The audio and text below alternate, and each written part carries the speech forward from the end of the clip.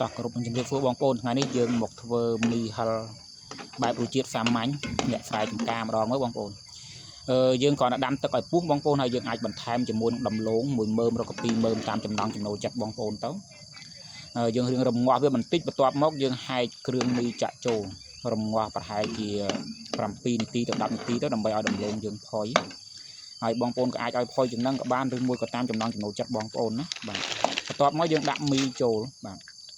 យើងដាក់មីចូលនេះយើងមីនេះវារឹងបន្តិចចឹងបងប្អូនយើងអាចទុកវាតាមចំណង់ចំណូលចិត្តអ្នកខ្លះចូលចិត្តផុយទុនខ្លាំងអីចឹងទៅខ្ញុំមកល្មម